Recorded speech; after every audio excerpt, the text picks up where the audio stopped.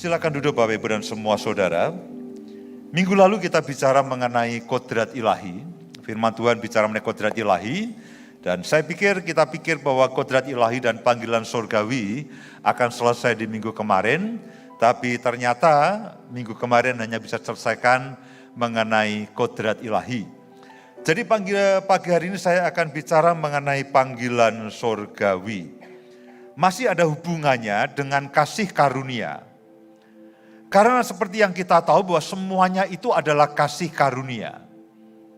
Kalau minggu yang lalu kasih karunia itu memberikan dorongan dalam kehidupan setiap kita, sehingga kesempurnaan akan Kristus, persamaan dengan Kristus, keserupaan dengan Kristus, itu juga menjadi bagian yang kita rindukan.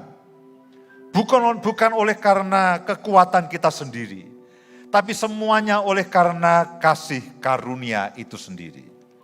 Minggu lalu, EL sudah bicara mengenai kasih karunia, mengenai kodrat ilahi. Dan pagi hari ini saya akan bicara khususnya mengenai panggilan surgawi. Nah, apa hubungannya dengan kasih karunia? Bagaimana kasih karunia itu bekerja? Nah, seperti yang sering kali saya sampaikan bahwa kasih karunia itu adalah perkenanan Tuhan. Kasih karunia itu adalah berkat Tuhan. Kasih karunia itu adalah penyediaan yang daripada Tuhan, baik secara rohani maupun secara jasmani. Kasih karunia itu adalah kekuatan Tuhan yang menyertai setiap kita. Menyertai setiap kita di dalam melakukan semua perbuatan baik. Melakukan semua yang Tuhan perintahkan dalam kehidupan kita. Kasih karunia itu adalah kesanggupan ilahi yang Tuhan berikan kepada saudara dan saya. Saya berharap satu waktu saudara akan betul-betul mengerti. Nah, itu adalah definisi daripada kasih karunia. Nah, hal yang berikutnya yang sangat penting daripada kasih karunia itu adalah kasih karunia itu dianugerahkan kepada saudara dan saya. Dianugerahkan itu artinya diberikan dengan cuma-cuma tanpa memandang keadaan saudara dan saya. Tanpa syarat dan kondisi. Itu kasih karunia. Dianugerahkan. Semua yang daripada Tuhan tadi, semua yang baik yang daripada Tuhan tadi, semua berkat rohani, semua berkat jasmani, semua kekuatan, semua pengurapan, bahkan semua perkenanan. Maafkan saya, saudara tidak perlu apapun untuk mendapatkan perkenanan daripada Tuhan. Karena saudara adalah orang yang dianugerahi dengan kasih karunia yang daripada Tuhan. Dan kasih karunia itu saudara dan saya terima bersamaan dengan Kristus. Bersamaan dengan Kristus. Jadi pada waktu saudara dan saya itu menerima Yesus sebagai Tuhan dan Juru Selamat, saudara dan saya menerima kasih karunia itu secara penuh, secara full. Nah, ini saudara dan saya harus betul-betul sadari. Karena kita sering mengatakan semuanya hanya kasih karunia, semuanya hanya kasih karunia. Nah, minggu lalu disampaikan mengenai perjanjian kasih karunia. Perjanjian kasih karunia. Nah, perjanjian kasih karunia itu adalah perjanjian yang paling tinggi. Perjanjian yang paling mulia berdasarkan janji yang lebih tinggi. Dibandingkan dengan perjanjian yang lama yang dilakukan oleh bangsa Israel, oleh Musa atau siapapun, perjanjian kasih karunia ini dibawa oleh Yesus sendiri. Karena itulah sebetulnya perbuatan Yesus, apa yang Yesus lakukan, itu juga menunjukkan akan kasih karunia Allah. Karena itu Injil disebut dengan Injil kasih karunia. Paulus disebut dengan rasul kasih karunia. Kenapa? Karena dia adalah rasul yang sangat mengandalkan kasih karunia. Dia rasul yang berlimpah dengan kasih karunia. Sampai dia mengatakan bahwa kekayaan kasih karunia yang berlimpah-limpah. Nah, Alkitab juga mengatakan kasih karunia itu bertumbuh oleh pengenalan akan Kristus. 2 Petrus pasal yang ketiga ayat yang ke-18. Saudara perhatikan bagaimana supaya kasih karunia itu bertumbuh. Pengertian saudara bertumbuh dan saudara hidup dalam kasih karunia. Tetapi bertumbuhlah dalam kasih karunia.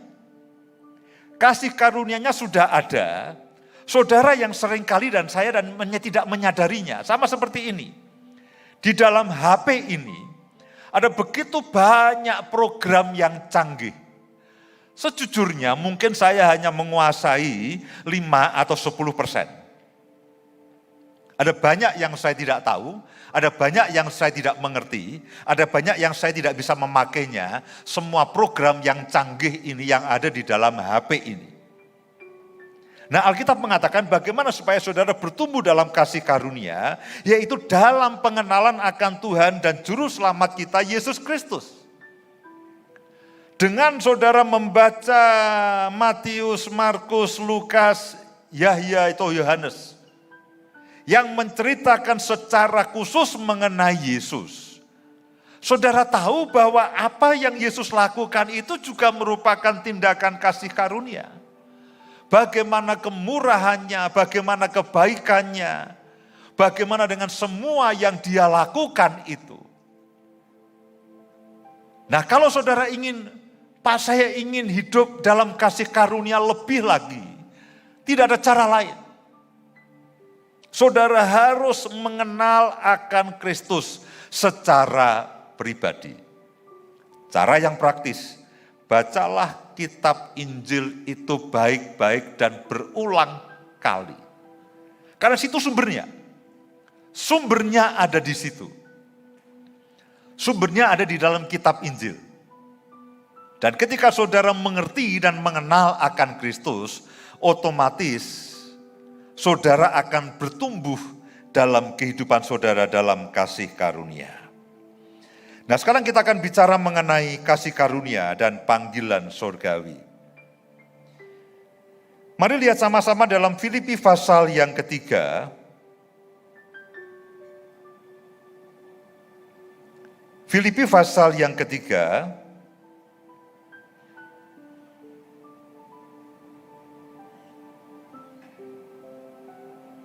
Saya akan bacakan mulai dari ayat yang pertama.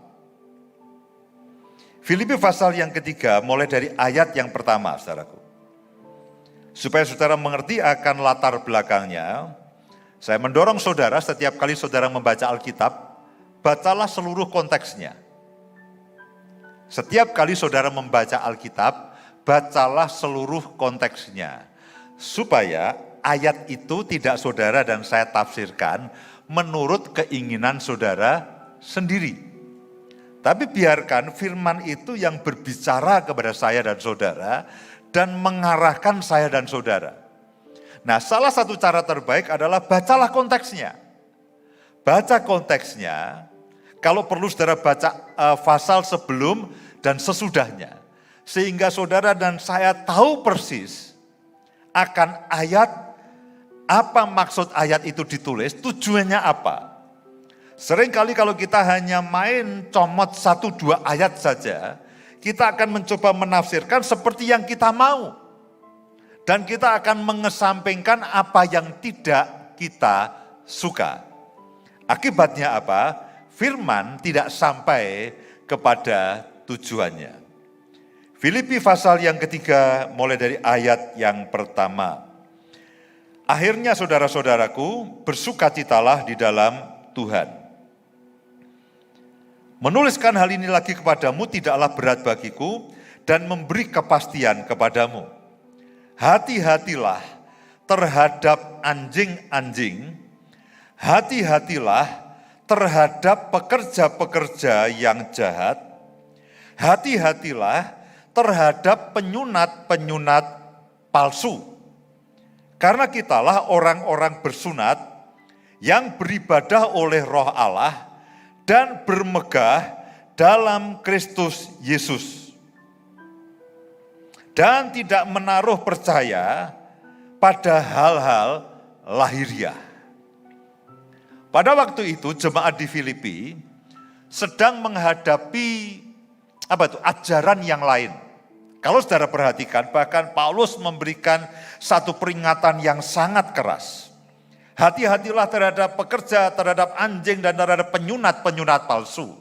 Mereka ini adalah kelompok yang mencoba menggeser kasih karunia, lalu digeser ke Taurat dan legalisme. Karena mereka masih terus mengandalkan akan sunat daging. Mereka membebani jemaat supaya mereka melakukan Taurat itu lagi. Makanya disebut mereka adalah penyunat-penyunat yang palsu.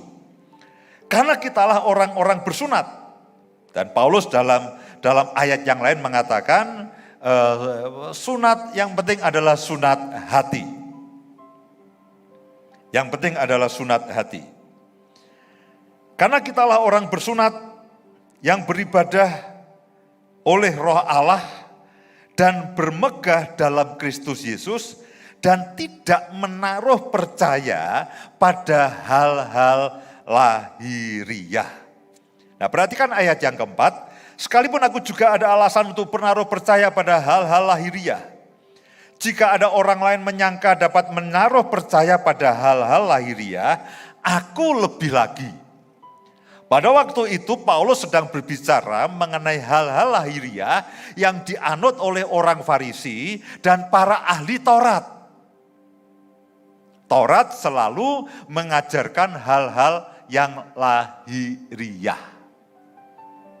Tapi kita beribadah oleh Roh Allah.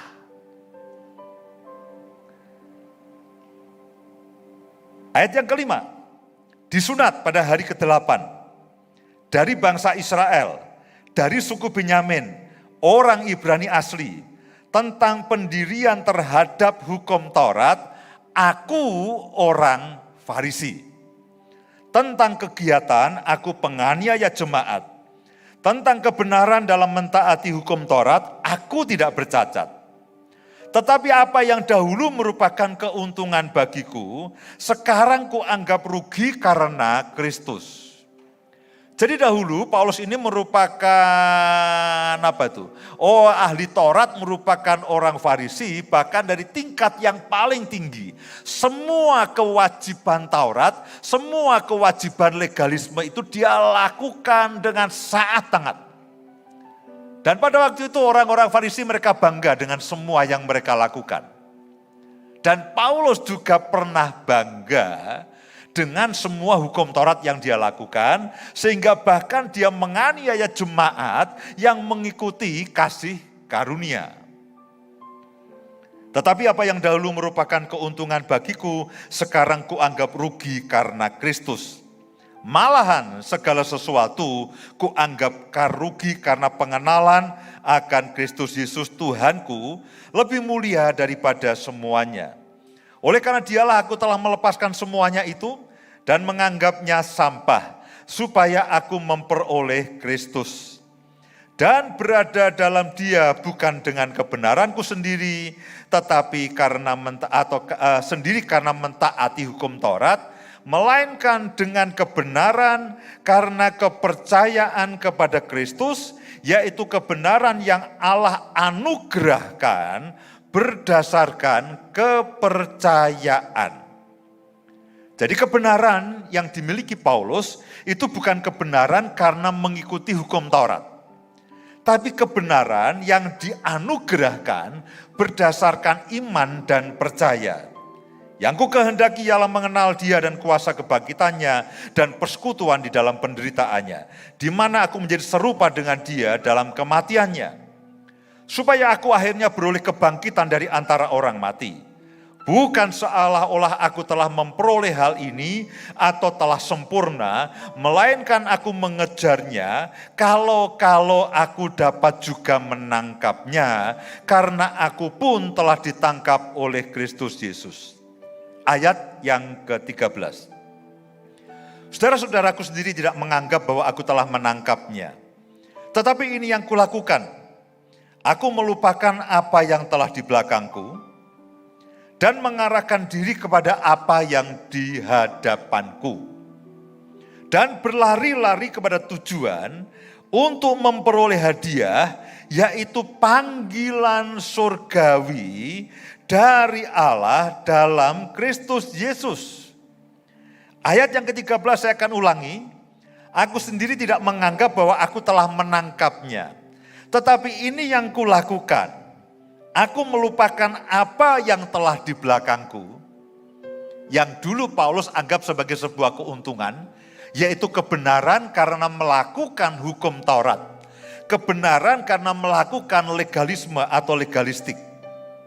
Tapi dia mengarahkan kepada apa yang dia melupakan dan mengarahkan diri kepada apa yang di hadapanku. Yaitu kepada apa yang Yesus sudah sediakan, yaitu apa yang dianugerahkan Yesus karena percaya, yaitu kasih karunia yang dianugerahkan Yesus karena percaya. Yaitu kesanggupan ilahi, yaitu kemampuan ilahi, yaitu pengurapan ilahi, yaitu semua penyediaan dan apapun yang Tuhan sediakan, sehingga dikatakan bahwa aku akan bisa mengerjakan, berlari kepada tujuan untuk memperoleh hadiah, yaitu panggilan surgawi dari Allah dalam Kristus Yesus. Jadi ketika Paulus ini mengerjakan akan panggilan surgawinya, dia mengerjakan, dia melakukan apa yang Tuhan suruhkan kepada dia. Dia tidak melakukan dengan kekuatannya sendiri. Nah, Alkitab banyak berbicara mengenai panggilan surgawi. Dan saya berharap apa yang saya sampaikan pagi hari juga akan menolong setiap saudara. Bahwa setiap saudara dan saya harus hidup di dalam panggilan surgawi itu sendiri. Tuhan menyelamatkan saudara itu kasih karunia. Itu kemurahan Tuhan. Tapi bukan untuk berdiam diri.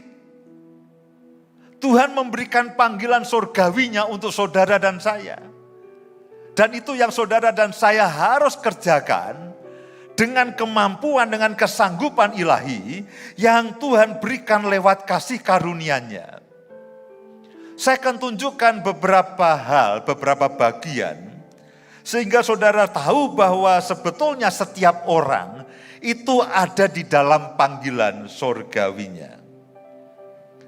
Kalau saudara lihat di dalam Kejadian pasal yang ke-12, ayat yang kedua dan ayat yang ketiga.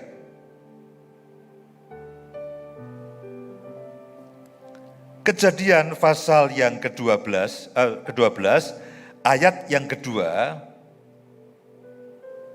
dan ayat yang ketiga.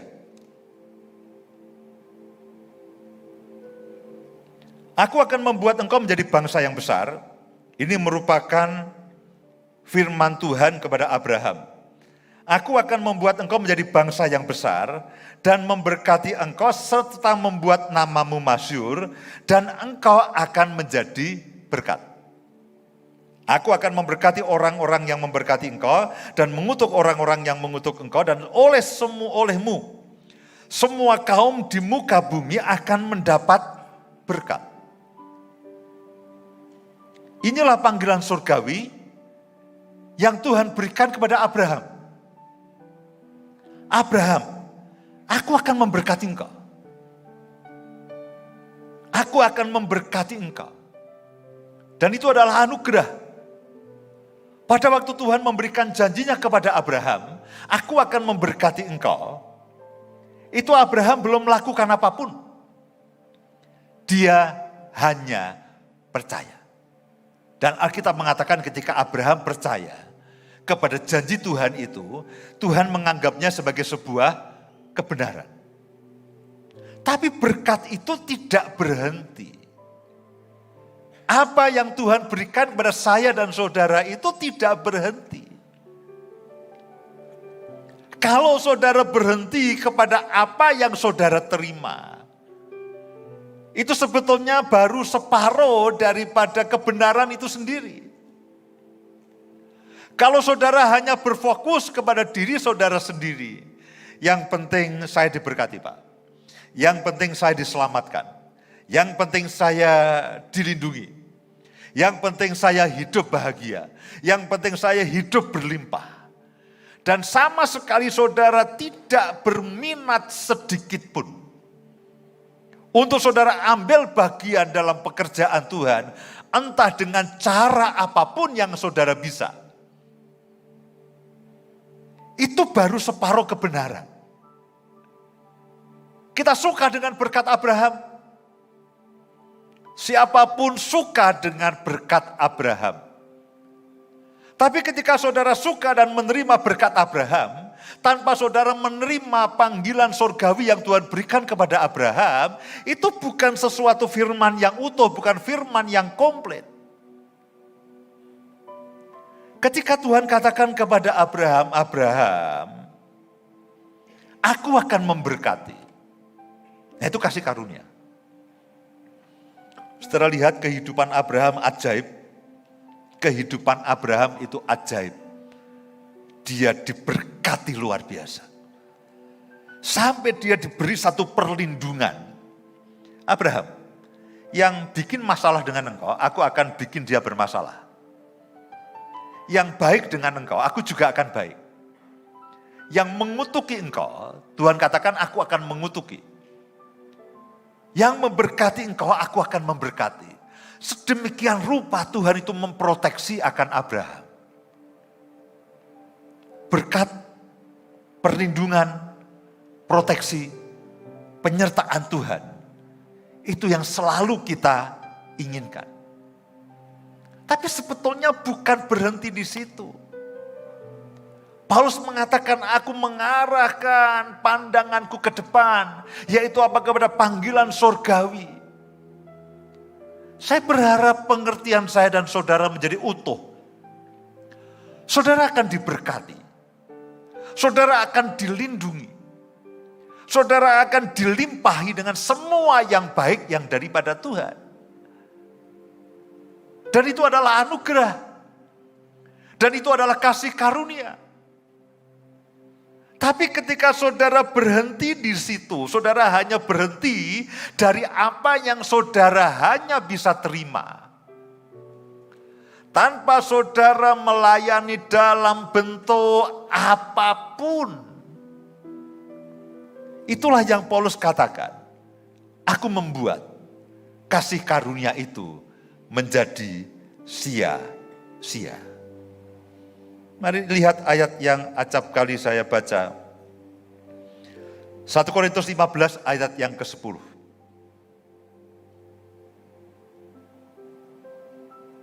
1 Korintus pasal yang ke-15 ayat yang ke-10. Tetapi karena kasih karunia Allah, aku adalah sebagaimana aku ada sekarang. Dia menjadi rasul karena kasih karunia Allah. Perhatikan baik-baik. Dan kasih karunia yang dianugerahkannya kepadaku. Semua yang baik itu dianugerahkan kepada saya dan saudara. Saya berharap saudara menangkap akan kalimat ini dengan baik. Karena seringkali ini meskipun kalimat bagus tapi seringkali lewat. Ketika dikatakan bahwa kasih karunia itu dianugerahkan kepada saudara. Seringkali pertanyaannya adalah begini, Pak, saya tidak cukup baik. Pak, saya belum melakukan apa-apa. Saya belum bayar harga. Ketika ayat ini mengatakan kasih karunia itu dianugerahkan kepada saya dan saudara, yang menjadi hambatan, itu acap kali bukan lalu Tuhan menarik lagi pemberiannya. Acap kali yang menjadi hambatan itu bukan kuasa kegelapan yang mencoba menghalangi saudara dan saya. Bukan.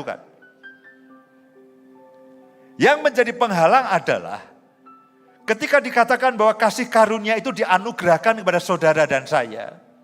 Semua yang baik, kesanggupan ilahi, berkat rohani, berkat jasmani, kesembuhan, kelimpahan, kekuatan, itu dianugerahkan kepada saya dan saudara. tanpa syarat dan kondisi, seringkali yang menjadi halangannya adalah begini, Pak, saya tidak cukup baik. Saya orang berdosa. Kemarin saya masih melakukan kesalahan. Saya belum melayani. Saya sudah lama tidak memberikan persembahan. Saya belum bayar harganya. Saya belum pikul salibnya. Saudaraku, pada waktu Tuhan memberikan janji itu kepada Abraham. Abraham itu keturunan orang penyembah berhala. Dia belum kenal Tuhan. Pada waktu itu dia belum kenal Tuhan sama sekali. Tuhan tidak katakan, Abraham, kamu ikut aku, bayar harga 5 tahun, baru aku memberkati. Itu sama sekali tidak. Abraham baru kenal Tuhan pada waktu itu. Lalu dikatakan, Abraham, aku akan memberkati engkau. Yang menarik adalah Alkitab mengatakan, Abraham percaya. Nah, begitu Abraham percaya, Tuhan menganggap itu sebagai sebuah kesepakatan, sebagai sebuah perjanjian, dan Tuhan menganggap itu sebagai sebuah kebenaran. Oke, karena kamu percaya mulai hari ini, kasih karunia yang aku anugerahkan kepadamu berlaku. Saudaraku, ini hambatannya susah sekali. Bagi saya dan saudara, yang sudah melakukan segala sesuatu secara legalistik, harus ada syaratnya. Harus ada syaratnya. Nah, dalam konteks kasih karunia yang dianugerahkan, itu tanpa syarat. Perbuatan baik. Lalu kan dikatakan begini, lalu Abraham diberkati, lalu menjadi berkat. Nah, itu sebetulnya prinsip kasih karunia. Kalau saudara perhatikan di dalam 1 Korintus pasal yang ke-15 ayat 10 tadi dikatakan, kasih karunia yang dianugerahkannya kepadaku tidak sia-sia. Sebaliknya aku telah bekerja keras daripada mereka semua, tetapi bukannya aku, melainkan kasih karunia Allah yang menyertai aku. Saudaraku, ini prinsip sederhana dan paling penting daripada kasih karunia itu sendiri. Ketika saudara kasih karunia itu dianugerahkan kepada saudara, saudara hanya perlu satu hal saja, percaya. Nah, setelah itu, dorongan kasih karunia ini, berkat dari kasih karunia itu, akan mendorong saudara dan saya, supaya kasih karunia yang diberikan kepada saudara itu tidak menjadi sia-sia, tetapi menjadi berkat bagi banyak orang. Itulah panggilan surgawi untuk saudara dan saya. Ketika Abraham diberkati,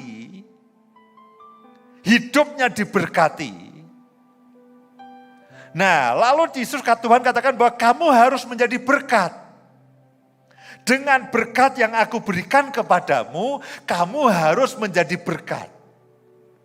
Kalau Abraham diberkati, lalu dia tidak mau menjadi berkat, dia membuat berkat itu menjadi sia-sia. Dia berarti tidak ada di dalam panggilan surgawi. Saudara punya kesehatan, lakukanlah juga untuk orang lain. Saudara bisa berdoa untuk orang lain dengan cara apapun. Saudara diberkati dengan berkat yang melimpah, dengan uang yang banyak. Saudara bisa lakukan banyak hal untuk hidupmu. Tapi kalau saudara hanya fokus kepada apa yang menjadi kebutuhanmu, dan saudara tidak berikan kepada orang lain yang membutuhkan. Saudara bahkan hanya, Pak, saya tidak bisa berlaku banyak ini. Saya hanya bisa mengirimkan link ibadah ini kepada yang lainnya. Apapun yang saudara dan saya bisa lakukan. Tapi berkat itu tersalurkan kepada yang lainnya. Itulah panggilan surgawi. Itulah tujuan yang Tuhan berikan pada saya dan saudara. Dan dikatakan bahwa aku Paulus tidak mau menjadikan kasih karunia itu menjadi sia-sia. Aku tidak mau menjadikan berkat itu menjadi sia-sia. Aku tidak mau menjadikan berkat yang diberikan kepadaku secara cuma-cuma itu menjadi sia-sia. Aku harus berbuah. Aku harus berbuah. Dan yang membuat aku berbuah itu juga kasih karunia. Maafkan saya. Saudara mengatakan, Pak, saya ini orang yang dilimpahi oleh kasih karunia. Tapi kalau saudara tidak lakukan apapun, saudara sedang membuat kasih karunia itu menjadi mubazir, menjadi tidak berguna. Dan bukan itu yang Tuhan maksudkan, dan bukan itu yang Tuhan mau. Beberapa ayat akan menolong saya dan saudara. Galatia pasal yang pertama, ayat yang ke-15 dan 16.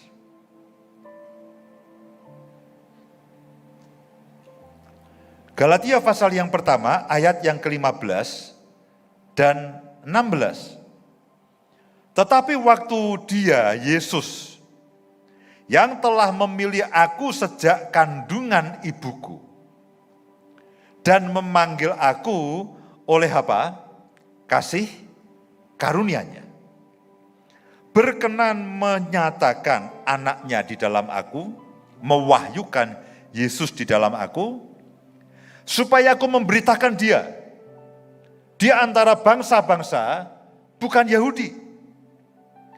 Maka sesaat pun aku tidak minta pertimbangan kepada manusia. Paulus sedang berbicara kepada jemaat di Galatia.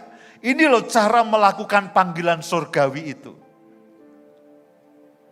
Ketika Dia memanggil aku oleh kasih karunia-Nya, saudara dan saya dipanggil dan diberkati dengan ajaib dengan kasih karunia Tuhan yang adalah perjanjian tertinggi yang Tuhan buat dengan manusia. Dan itu dimeteraikan dengan darah Yesus. Tidak ada perjanjian yang lainnya yang lebih tinggi daripada perjanjian kasih karunia. Itu dari janji yang jauh lebih tinggi. Dan perjanjian itulah yang menyelamatkan semua manusia. Dan Paulus katakan, aku ada di situ. Aku ini dipanggil oleh kasih karunia. Aku diselamatkan oleh kasih karunia. Nah, dikatakan begini, supaya aku memberitakan Dia di antara bangsa-bangsa. Saudara diselamatkan. Supaya saya dan saudara itu menjadi penyalur keselamatan bagi yang lainnya. Paulus dipanggil oleh kasih karunia Tuhan, supaya dia memberitakan Dia kepada bangsa-bangsa yang lain. Tidak ada pilihan yang lain. Pada satu titik, saya dan saudara harus ada di dalam panggilan surgawi. Terlibat secara aktif dan secara penuh untuk membawa Injil itu kepada bangsa-bangsa. Tidak ada cara lain. Kalau tidak, kekayaan kasih karunia Tuhan yang berlimpah-limpah itu akan menjadi sia-sia dalam kehidupan setiap kita.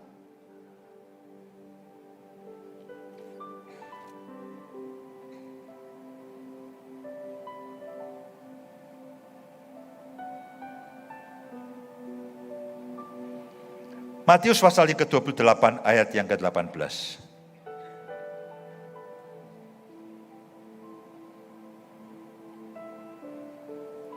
Matius pasal yang ke-28 ayat yang ke-18. Yesus mendekati mereka dan berkata, kepadaku telah diberikan segala kuasa di sorga dan di bumi. Dan kalau saudara baca ayat 20 bagian terakhir, aku menyertai kamu senantiasa sampai kepada akhir zaman. ketika Tuhan itu menyertai kita, itu dengan kuasa di sorga dan di bumi. Lalu ayat yang ke-19, karena itu pergilah, jadikanlah semua bangsa muridku, dan baptislah mereka dalam nama Bapa dan Anak dan Roh Kudus, dan ajarlah mereka melakukan segala sesuatu yang telah kuperintahkan kepadamu, dan ketahuilah, aku menyertai kamu senantiasa. Pada waktu itu Yesus sudah diberi kuasa di surga dan di bumi, dan itulah yang menyertai saya dan saudara sampai kepada akhir zaman. Saudara, kepada akhirnya, semua berkat, semua anugerah, semua kekayaan, semua kesanggupan, semua kesehatan yang Tuhan karuniakan kepada saudara itu, ujungnya adalah panggilan surgawi. Menjadikan semua bangsa itu mengenal Tuhan, semua bangsa menjadi murid Kristus, dan mengajar mereka melakukan apa yang Tuhan mau. Itulah panggilan surgawi untuk saya dan saudara. Sekian minggu, sekian bulan saya khotbah mengenai Roh Kudus. Saya khotbah mengenai karya Allah Tritunggal. Saya khotbah mengenai kasih karunia. Orang mungkin berbicara, oh ini Pak Yus bicara mengenai kasih karunia, bicara mengenai berkat, bicara mengenai, dan setiap kali saya mendoakan orang sakit dan itu pun kasih karunia, banyak orang yang disembuhkan. Akhirnya sampai pada satu titik bahwa kasih karunia itu juga mengerjakan akan panggilan surgawi dalam kehidupan saya dan saudara. Kalau tidak, kasih karunia yang diberikan pada saya dan saudara, kesanggupan ilahi, penyediaan supranatural, semua yang baik yang daripada Tuhan, itu akan menjadi sia-sia. Saya bersyukur ini akan menjadi arah kita berikutnya. Menjadikan semua bangsa murid Kristus. Saudara harus terlibat dengan cara apapun. Saudara dan saya harus terlibat dengan cara apapun.